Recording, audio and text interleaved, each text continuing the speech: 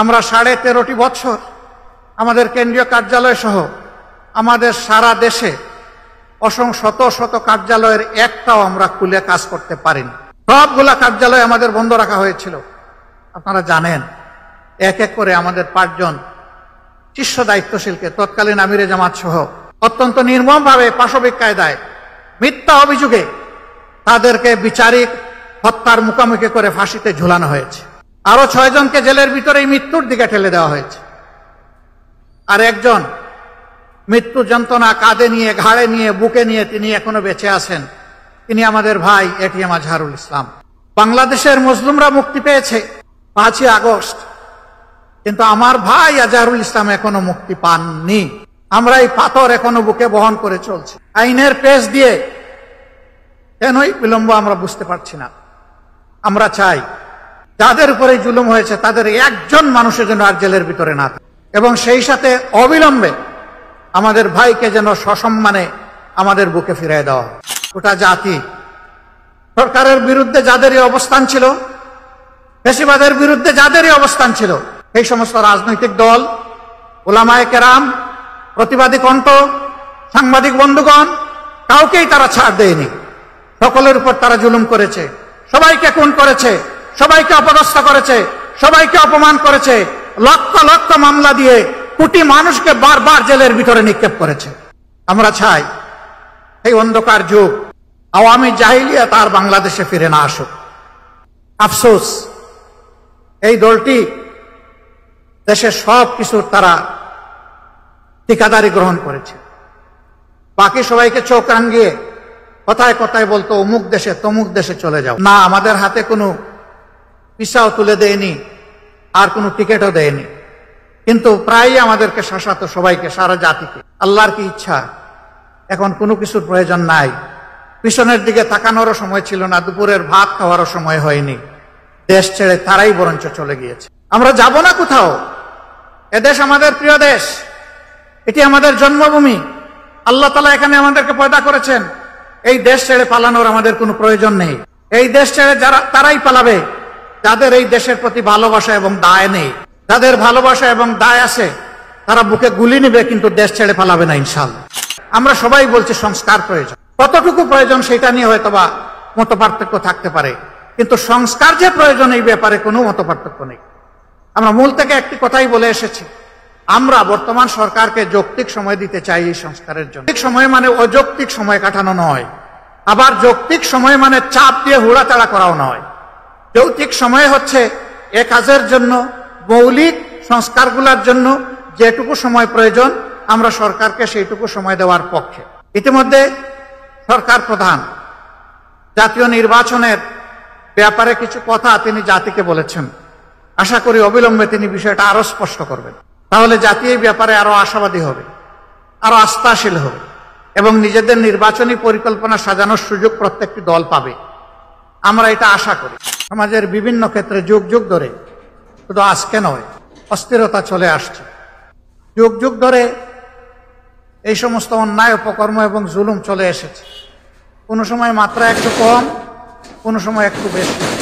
জুলুম কখনো বন্ধ হয়নি, এবং জুলুম থেকে জাতি মুক্তিও পায়নি।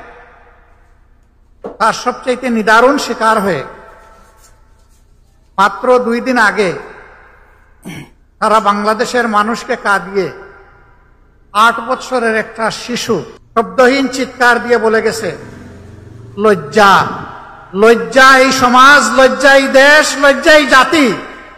আমরা 8 বছরের একটা শিশু ইজ্জতের নিরাপত্তা দিতে পারিনি। হ্যাঁ, রাষ্ট্রের পক্ষে এটি সম্ভব নয়। ঘরে ঘরে পুলিশ পাঠিয়ে এই ধরনের অপকর্মকে দমন করা বা বন্ধ রাখা রাষ্ট্রের জন্য সম্ভব। রাষ্ট্র যদি তার নাগরিককে সত্যিকারের মানবিক এবং সুশিক্ষা দিতে পারে, তাইলে সেই সুশিক্ষাই সমস্ত কুসংস্কার থেকে দিতে পারে। আমি গোটা জাতির এবং গোটা জাতির কাছে আমার দায় রয়েছে। এই অনুভূতি যখন নাগরিকদের মধ্যে পয়দা হবে, তখন কারো অধিকার আর কারো দ্বারা লঙ্ঘিত হবে না। কিন্তু এই অনুভূতিটুকু সৃষ্টি না হওয়া পর্যন্ত অধিকার দোলন এবং লঙ্ঘন চলতেই থাকবে। আসসালামু আলাইকুম ওয়া রাহমাতুল্লাহ। সুপ্রিয় দর্শক, আমি জামাত ডাক্তার শফিকুর রহমানের বক্তব্য রীতিমতো ভাইরাল হয়ে যায়। একটি অসাধারণ বক্তব্য আপনাদের কাছে তুলে ধরলাম। তো সুপ্রিয় দর্শক, বেশি দেরি না করে চলুন আমরা আমিরুজ্জামান ডাক্তার শফিকুর রহমানের বক্তব্যটা দেখে আসি। আসসালামু আলাইকুম ওয়া রাহমাতুল্লাহ। আলহামদুলিল্লাহি রাব্বিল আলামিন ওয়াসসালাতু ওয়াসসালামু আলা রাসূলিহিল কারীম ওয়া আলা আলিহি ওয়া সাহবিহি ওয়া আহলি বাইতি আজমাইন। আজকের এই ইফতার মাহফিল বাংলাদেশ জামাত ইসলামীর পক্ষ থেকে আয়োজন করা হয়েছে, যাদের ত্যাগ এবং কুরবানির বিনিময়ে আমরা প্রিয় বাংলাদেশের স্বাধীনতা অর্জন করেছি এবং 2024 সালের 5ই আগস্ট, যেটাকে 36 জুলাই বলা হচ্ছে, যাদের সীমাহীন ত্যাগ এবং কুরবানির বিনিময়ে আমরা একটি নতুন বাংলাদেশ পেয়েছি। আমি এই যুগ যুগ ধরে যারা দেশ এবং জাতির জন্য, দ্বীন এবং ইসলামের জন্য শাহাদত বরণ করেছেন, তাদের সকলকে গভীর শ্রদ্ধার সাথে স্মরণ করছি। এই সাথে যারা জাতীয় মুক্তির জন্য লড়াই করতে গিয়ে আহত হয়েছেন, পঙ্গু হয়েছেন, আমি তাদেরকে গভীর শ্রদ্ধার সাথে স্মরণ করছি। মহান রবের দরবারে আহত এবং পঙ্গু ভাই বোনদের পূর্ণ সুস্থতা কামনা করছি। সম্মানিত সুধীমণ্ডলী, আমরা খুবই কৃতজ্ঞ, আমরা অভিভূত যে আপনারা আমাদের দাওয়াত কবুল করে আপনাদের মূল্যবান সময় কুরবানি করে এখানে এসে হাজির হয়েছেন। এর ঋণ পরিশোধ করার শক্তি আমাদের নেই। মহান মাবুদের দরবারে দোয়া করি, আল্লাহ যেন আপনাদের এই ভালোবাসা, আন্তরিকতা এবং ত্যাগের উত্তম বিনিময় দুনিয়া এবং আখিরাত দুই জায়গায় দান করেন এবং আল্লাহ তাআলা যেন আপনাদের মর্যাদাও বৃদ্ধি করে দেন। সম্মানিত সুধীমণ্ডলী, প্রিয় দেশের স্বাধীনতার এক এক করে 53টি বৎসর কেটে গেল। এর মধ্যে ক্ষমতার অনেক হাত বদল হয়েছে। যে লক্ষ্য এবং উদ্দেশ্যকে সামনে রেখে, যে প্রত্যাশাকে সামনে রেখে প্রিয় দেশটি স্বাধীন হয়েছিল, সকলেই বলে যে আমরা সেই প্রত্যাশা পূরণ করতে সক্ষম হইনি। কেন হইনি? আজকে তার চুলচেরা বিশ্লেষণ করার অবকাশ নেই। শুধু সরল স্বীকারোক্তি হচ্ছে যে আমরা আমাদের প্রত্যাশা এবং প্রাপ্তিকে এক জায়গায় মিলাতে পারিনি। সম্মানিত সুধীমণ্ডলী, একটি ন্যায় ইনসাফের বাংলাদেশ, একটি বৈষম্যহীন বাংলাদেশ, একটি নিরাপদ বাংলাদেশ, এই এতটুকুই আমাদের চাহিদা ছিল। কিন্তু দুঃখের বিষয়ে চাহিদা পূরণ হয়নি। আমরা দেখছি সমাজের বিভিন্ন ক্ষেত্রে যুগ যুগ ধরে, শুধু আজকে নয়, অস্থিরতা চলে আসছে। যুগ যুগ ধরে এই সমস্ত অন্যায়, অপকর্ম এবং জুলুম চলে এসেছে। কোনো সময় মাত্রা একটু কম, কোনো সময় একটু বেশি।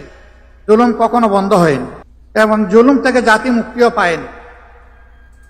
তার সবচেয়ে নিদারুণ শিকার হয়ে মাত্র 2 দিন আগে সারা বাংলাদেশের মানুষকে কাঁদিয়ে 8 বছরের একটা শিশু শব্দহীন চিৎকার দিয়ে বলে গেছে, লজ্জা, লজ্জা এই সমাজ, লজ্জা এই দেশ, লজ্জা এই জাতি। আমরা 8 বছরের একটা শিশুর ইজ্জতের নিরাপত্তা দিতে পারিনি। হ্যাঁ, রাষ্ট্রের পক্ষে এটি সম্ভব নয়। ঘরে ঘরে পুলিশ পাঠিয়ে এই ধরনের অপকর্মকে দমন করা বা বন্ধ রাখা রাষ্ট্রের জন্য সম্ভব। রাষ্ট্র যদি তার নাগরিককে সত্যিকারের মানবিক এবং সুশিক্ষা দিতে পারে, তাইলে সেই সুশিক্ষাই সমস্ত কুসংস্কার থেকে দিতে পারে। আমাদের অভাবটি হচ্ছে এই জায়গায়। আমাদের শিক্ষিত লোকের কোনো অভাব নেই, কিন্তু কি শিক্ষিত, কেউ অর্ধশিক্ষিত, কেউ অক্ষর জ্ঞান বঞ্চিত, আজকে আমরা একাকার হয়ে গিয়েছি। নৈতিক শিক্ষার অভাবে এ অবক্ষয় দেখা দিয়েছে। মহান আল্লাহ তাআলার দরবারে দোয়া করি, আগামীর বাংলাদেশ যেন নৈতিক শিক্ষা নির্ভর একটি বাংলাদেশ হয়। শিক্ষা জাতির মেরুদণ্ড। মেরুদণ্ড মজবুত হলে, শক্তিশালী হলে জাতীয় শক্তিশালী হবে। এখন না আছে আমাদের নৈতিক মান, না আছে আমাদের জাগতিক মান। আমাদের শিক্ষা এখন অর্থহীন। আমরা একটা সার্টিফিকেট হাতে দেই আমাদের সন্তানদের, কিন্তু সেই সার্টিফিকেটের কোনো মর্যাদা নেই, কোনো ওজন নেই। আমরা এমন শিক্ষা এবং সার্টিফিকেট দেখতে চাই না। সেই বাংলাদেশটি আমাদের গড়া প্রয়োজন, যে বাংলাদেশের প্রত্যেকটা মানুষের হাত হবে দেশ গড়ার কারিগরের হাত, কর্মীর হাত, এবং এটি সম্ভব। দুনিয়ায় যত জাতি উন্নত হয়েছে তারা শিক্ষা দিয়ে উন্নত হয়েছে। আমি ব্যক্তিগতভাবে মনে করি এবং আমাদের দল বিশ্বাস করে, শিক্ষাকে যদি তার নৈতিক ভিত্তির উপর সর্বাধিক মানবিক এবং জাগতিক উৎকর্ষ দিয়ে গড়ে তোলা যায়, তাইলেই কেবল একটা সোনার বাংলাদেশ গড়ে তোলা সম্ভব। কারণ ওখান থেকে ওই মানুষটি বের হবে যিনি যত বড় শিক্ষিত হন, সমাজের যত বড় দায়িত্বপূর্ণ পদে অধিষ্ঠিত হন, তিনি একথা বিশ্বাস করবেন, আমার এই শিক্ষার পিছনে, বেড়ে ওঠার পিছনে, আজকের এই দায়িত্বে আসার পিছনে এদেশের প্রত্যেকটি মানুষের অবদান রয়েছে। গরিব ধনী নির্বিশেষে সমস্ত মানুষের ট্যাক্সের পয়সা দিয়ে আমি যে বিদ্যালয়ে লেখাপড়া করেছি, যে কলেজে লেখাপড়া করেছি, যে ইউনিভার্সিটিতে লেখাপড়া করেছি, এই সবগুলার ইট, পাথর, নুড়ি, বালু, সিমেন্ট, রড সবগুলা কিনা হয়েছে। মিস্ত্রির হাত লেগেছে ওই ট্যাক্সের টাকা দিয়ে। সুতরাং আমি কেবল আমার পরিবারের নয়, আমি গোটা জাতির এবং গোটা জাতির কাছে আমার দায় রয়েছে। এই অনুভূতি যখন নাগরিকদের মধ্যে পয়দা হবে, তখন কারো অধিকার আর কারো দ্বারা লঙ্ঘিত হবে না। কিন্তু এই অনুভূতিটুকু সৃষ্টি না হওয়া পর্যন্ত অধিকার দোলন এবং লঙ্ঘন চলতেই থাকবে। সম্মানিত সুধীমণ্ডলী, আপনারা হয়তো সকলেই ছিলেন না, কিন্তু অনেকে ছিলেন। গেল রমজানে আমরা সোনারগাঁও হোটেলে ছোট্ট একটা আয়োজন করেছিলাম। আমরা আমাদের দলের নামেই বুকিং দিলাম। কর্তৃপক্ষ আমাদেরকে অনুরোধ করলো, দেশের পরিবেশ পরিস্থিতির কারণে আপনাদের কাছে আমাদের একটু দুঃখ প্রকাশ করতে হচ্ছে। আমরা বললাম, কি সেই দুঃখ প্রকাশ? তারা বললেন, মেহরবানি করে আপনারা কোনো ব্যানার দিবেন না। আমরা বললাম, ঠিক আছে, আমরাই আমাদের ব্যানার আমরা দিব না। বললো, তাইলে আর কোনো অসুবিধা নেই। আমাদের ইফতার মাহফিল শুরু হওয়ার 3 ঘন্টা আগে পুলিশ পার্টিকে দিয়ে বলা হলো, আপনারা ইফতার মাহফিল করতে পারবেন না। আমি তখন আমার বাসা থেকে সোনারগাঁও হোটেলে যাওয়ার পথে আমার সহকর্মীরা জিজ্ঞেস করলেন, কি করব? আমি বললাম, আমাদের যারা দাওয়াত পেয়েছিলেন তারা কি এসে গেছেন? বলে যে হ্যাঁ, তাদের অনেকেই এসে গেছে। আমি বললাম যে তাদেরকে বলে দিন আমাদের মেহমানরা এসে গেছেন, পারলে তোমরা বের করে দাও, আমরা কাউকে এখান থেকে বিদায় দিতে পারবো না, এবং আমি আসছি। আল্লাহ যেন সেই পর্যন্ত আমাকে হায়াত দেন, আর আপনারা অপেক্ষা করে। আমি যাওয়ার পরে জিজ্ঞেস করলাম, আমাদের অপরাধ কি? বলে যে স্যার, আপনাদের কোনো অপরাধের বয়ান আমরা দিতে পারবো না, আমরা প্রচন্ড চাপে আছি। আমি বললাম, সেই চাপটা কে দেয়? ওই যে উপর মহল থেকে। আমি বলি যে আমি কোনো উপর মহল মানি না, এটা আমার নাগরিক অধিকার। আমি কোনো অবৈধ পার্টি নয়, আমি কোনো নিষিদ্ধ পার্টি নয়, আমার এখানে অধিকার রয়েছে। আমার অধিকারের বলে এখানে আমরা আজকে দাওয়াত দিয়েছি মানুষকে, আর সেই দাওয়াত কবুল করে লোকেরা এসেছে। আমি শুধু অতীতের ফ্যাসিস্ট বাংলাদেশের একটি ছোট্ট উদাহরণ আপনাদের সামনে পেশ করলাম। এই ছিল আমাদের বাংলাদেশ। আমরা 13.5 বছর আমাদের কেন্দ্রীয় কার্যালয় সহ আমাদের সারা দেশে শত শত কার্যালয়ের একটাও আমরা খুলে কাজ করতে পারিনি। সবগুলা কার্যালয় আমাদের বন্ধ রাখা হয়েছিল। আপনারা জানেন, এক এক করে আমাদের 5 জন শীর্ষ দায়িত্বশীলকে তৎকালীন আমিরে জামাত সহ অত্যন্ত নির্মমভাবে পাশবিক কায়দায় মিথ্যা অভিযোগে তাদেরকে বিচারিক হত্যার মুখোমুখি করে ফাঁসিতে ঝুলানো হয়েছে। আরো 6 জনকে জেলের ভিতরেই মৃত্যুর দিকে ঠেলে দেওয়া হয়েছে। আর একজন মৃত্যু যন্ত্রণা কাঁধে নিয়ে, ঘাড়ে নিয়ে, বুকে নিয়ে তিনি এখনো বেঁচে আছেন। তিনি আমাদের ভাই এটিএম আজহারুল ইসলাম। বাংলাদেশের মুসলিমরা মুক্তি পেয়েছে 5ই আগস্ট, কিন্তু আমার ভাই আজহারুল ইসলাম এখনো মুক্তি পাননি।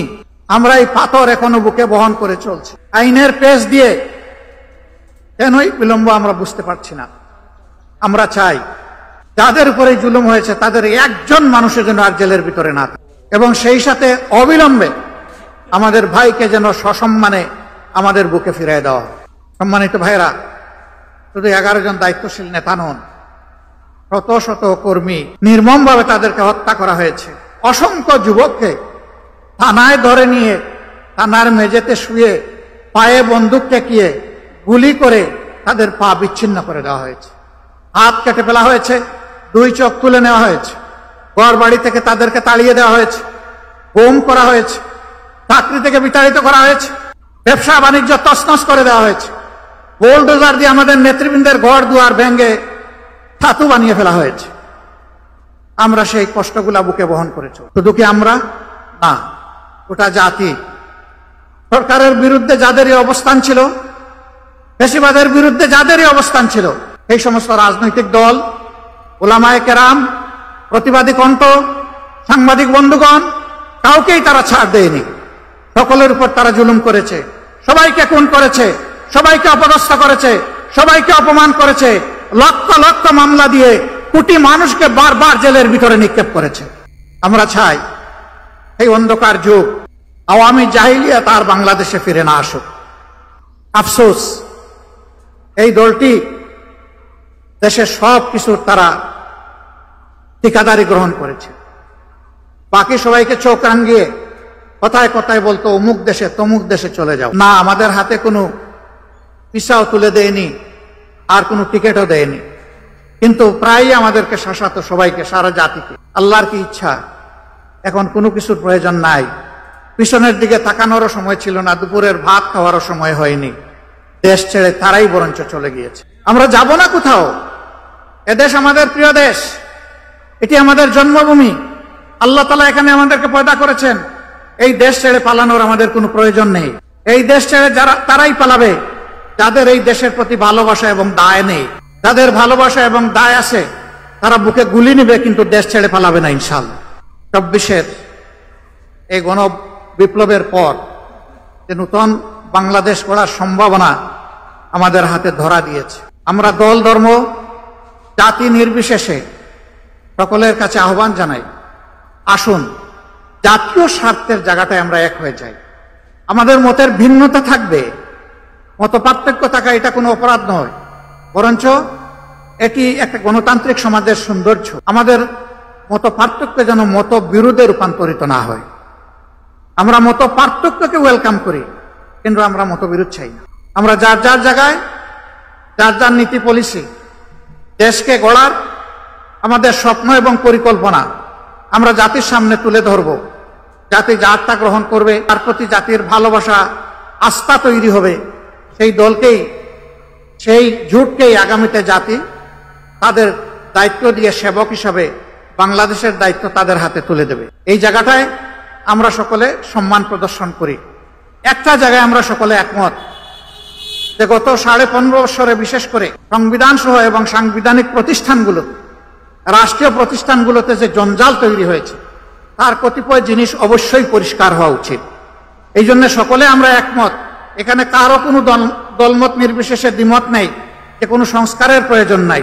আমরা সবাই বলছি সংস্কার প্রয়োজন। কতটুকু প্রয়োজন সেটা নিয়ে হয়তোবা মত পার্থক্য থাকতে পারে, কিন্তু সংস্কার যে প্রয়োজন এই ব্যাপারে কোনো মত পার্থক্য নেই।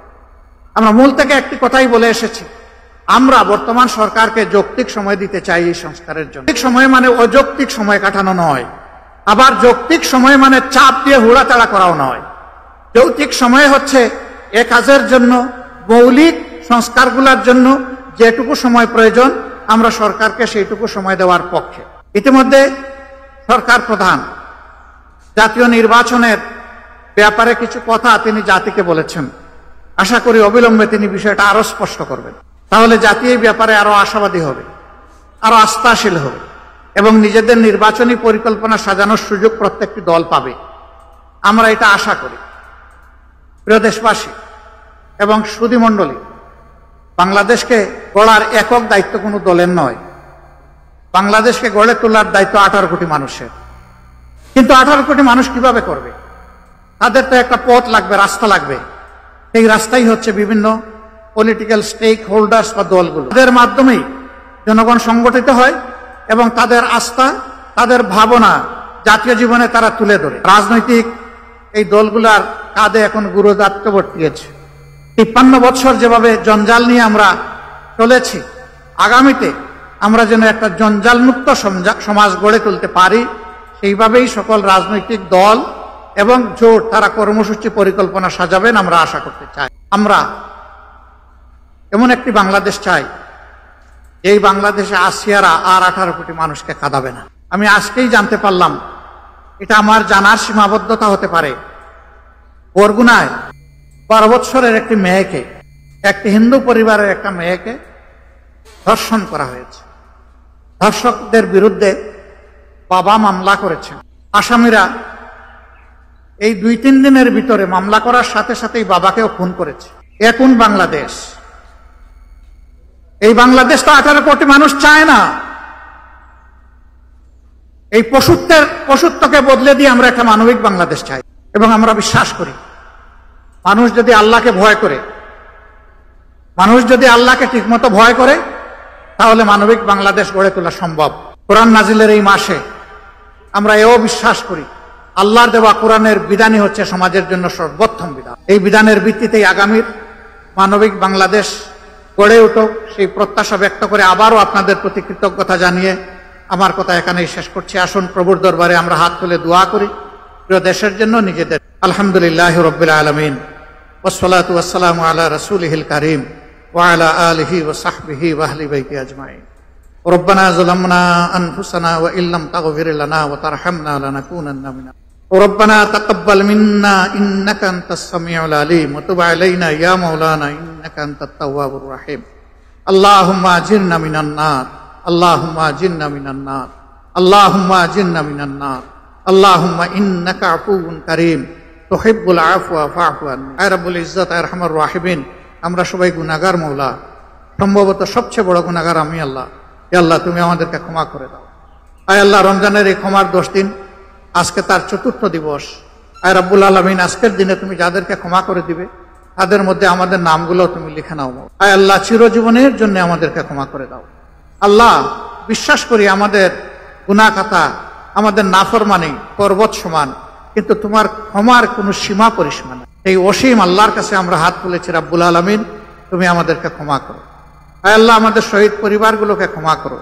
আয় আল্লাহ, শহীদদেরকে শাহাদাতের পূর্ণ মর্যাদা দান করো। আহত পঙ্গু ভাইদেরকে, বোনদেরকে তুমি সুস্থতার নিয়ামত এনায়েত করো। ইয়া রাব্বুল আলামিন, ইয়া আরহামার রাহিমিন, তুমি আমাদের দেশের প্রতি রহম করো। আয় আল্লাহ, তুমি শান্তির ফয়সালা নাজিল করো। আল্লাহ, একটি মানবিক বাংলাদেশ আমাদেরকে গড়ে তোলার তৌফিক দান করো। আয় আল্লাহ, জাতীয় ইস্যুতে, জাতীয় স্বার্থে আমাদের পুরা জাতিকে তুমি ঐক্যবদ্ধ করে দাও। আল্লাহ, সব ধরনের ফেসিবাদের বিরুদ্ধে এই জাতিকে মাবুদ মজবুত প্রাচীর গড়ে তোলার তৌফিক এনায়েত করো। আল্লাহ, আজকের এই মজলিসে যাকে তোমার মায়া লাগে, যাদেরকে তোমার পছন্দ হয়, তার এবং তাদের ওসিলায় তুমি আমাদের দোয়াকে কবুল করে। রব্বানা তাকাব্বাল মিন্না ইন্নাকা আনতাস সামিউল আলিম ওয়া তুব আলাইনা ইয়া মাওলানা ইন্নাকা আনতাত তাওয়াবুর রাহিম। সুবহানা রাব্বিকা রাব্বিল ইজ্জাতি আম্মা ইয়াসিফুন ওয়া সালামুন আলাল মুরসালিন ওয়ালহামদুলিল্লাহি রাব্বিল আলামিন। আসসালামু আলাইকুম ওয়া রাহমাতুল্লাহি ওয়া বারাকাতুহু। দর্শক, এতক্ষণ পর্যন্ত আমিনুল জামান ডাক্তার শফিকুর রহমানের বক্তব্যটা দেখলেন। বক্তব্যটা কেমন লেগেছে অবশ্যই নিচের কমেন্ট বক্সে জানিয়ে যাবেন। ভিডিওটা ভালো লাগলে অবশ্যই বেশি বেশি করে শেয়ার করবেন। আজকের ভিডিও এই পর্যন্তই। ভিডিওটি অবশ্যই ভালো লাগলে লাইক করবেন, শেয়ার করবেন এবং জামাত শিবিরের আপডেট ভিডিও পেতে চ্যানেলটি সাবস্ক্রাইব করে পাশে থাকবেন। সবাইকে ধন্যবাদ। আসসালামু আলাইকুম ওয়া রাহমাতুল্লাহ।